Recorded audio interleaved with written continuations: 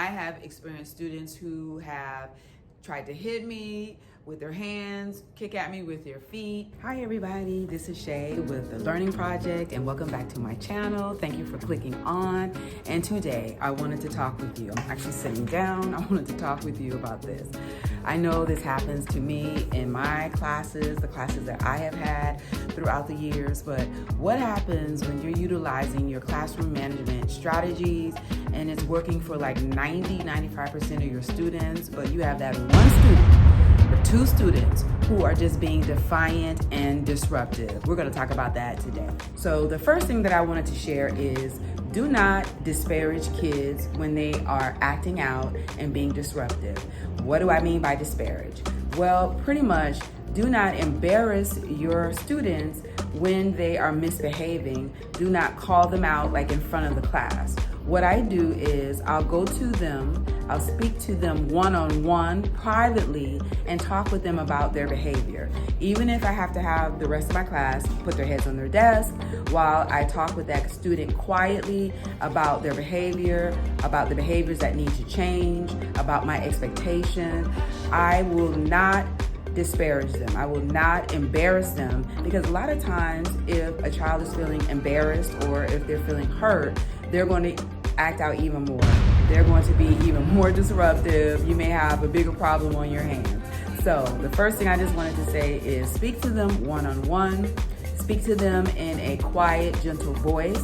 Remind them of the behavior that you would like for them to show or exhibit, and let them know that the behavior that they should not be exhibiting. So do not embarrass them in front of their peers. Do not call them out in front of the class.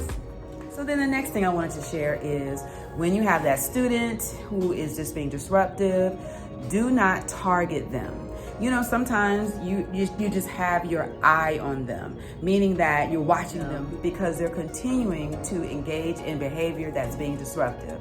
So just don't target them. And this is what I mean.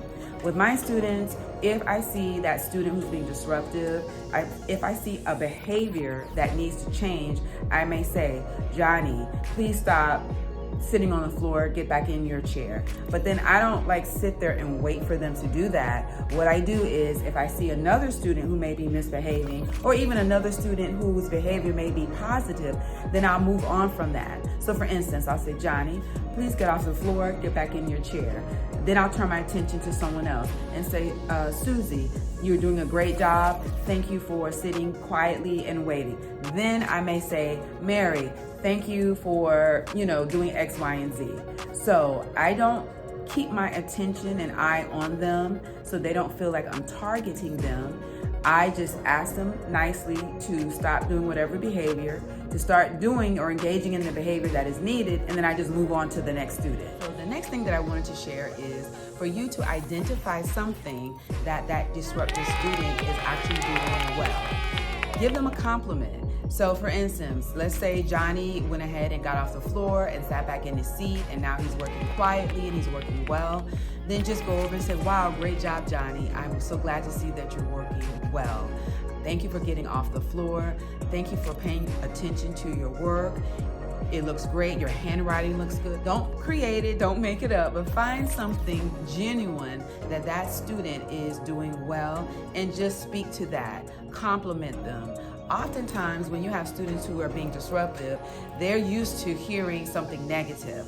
They're used to hearing this isn't being done right or stop doing this. Oftentimes, they want something, whether it's your attention or attention from their classmates, whether it is laughter, whatever that thing that it is they want, they are being disruptive in order to receive that. But if you start complimenting them on their positive behavior, they're going to understand that, wait a minute, I don't have to be disruptive in order to receive the attention or to receive what it is I want. I can actually engage in something positive and still receive that same type of behavior. So giving a compliment, a genuine compliment on something that they're doing is a great way for them to stop with the disruptive behavior and to actually start engaging in the behavior that it is you want them to. Now, in my classroom, I use a classroom app in order to communicate with my parents.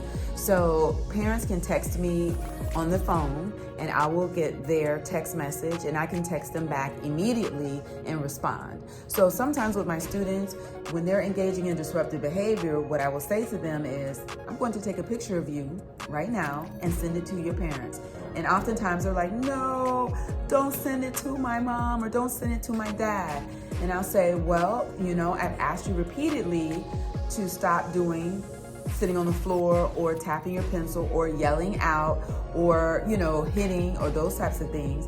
And now it's gotten to a point where I need to involve your parents. And typically, they will stop. They'll say, no, let me stop what I'm doing and let me start engaging in the behavior that you want. So I will say, okay, it's time. And they'll say no, and they'll stop with that disruptive behavior. Now, I recognize in the older grades, that might not be something that you're able to do. But I know that in the elementary age school kids, that is something typically that works with our students. So like I said, I'm gonna take a picture, send it right now, and that usually stops my students who are being more disruptive from engaging in that behavior. So the last thing I wanted to share is do not get in a power struggle with students. You have those students, if you say something, then they say something. You're saying, stop doing this and that, and they'll mock you, stop doing this and that. Or you'll say, something to them, and they'll just say, no. And then you find yourself in a kind of a tug of war with them. Do not do it. It's a trap. Stay out of that. Stay away from that. I have some students that may have said, I'm not going to do this work. I don't want to do it right now. I want to go to sleep. And I say, well, if you don't do the work, then I'm either going to have to call home, or on this assignment, you're not going to get a good grade. And if they say, well, I don't care, I'm still going to go to sleep, okay, then you go to sleep. I let my students know the consequences for them not doing something. I do not get in a power struggle with them. I just say, okay, then if you don't want to do it, then that's fine, but this is going to be the consequence because you did not do this. Now, if a student is hitting or is accosting another student with their disruptive behavior, that's a totally different story. If that is the case, then I have to get other people involved, like my administration. But if it's behavior that's really kind of disrupting the classroom in terms of them using their voice and to disrupt the classroom, then I just say, you know what? You seem tired or you seem like you are agitated. Just put your head on your desk, just relax. But I do not get in a back and forth where a student is saying, no, and I'm saying, yes, you're going to do it and you're going to do it now. That's just a power play. Just kind of pull back from that, let the student know, okay, and then you kind of move on from there. So I hope these tips help you. They have truly helped me throughout the many years of my teaching. They have helped me with my students, regardless of gender, regardless of their age. I have experienced students who have tried to hit me with their hands, kick at me with their feet, students who have yelled out and been very disruptive vocally, students who have been somewhat aggressive even. I find that when I've implemented these tips that I've just shared with you, it has either mitigated or lessened or reduced that behavior or even just stopped it completely. So I hope it helps you in your classroom with those disruptive types of students. So again, this is Shay with the Learning Project. Thank you for tuning in.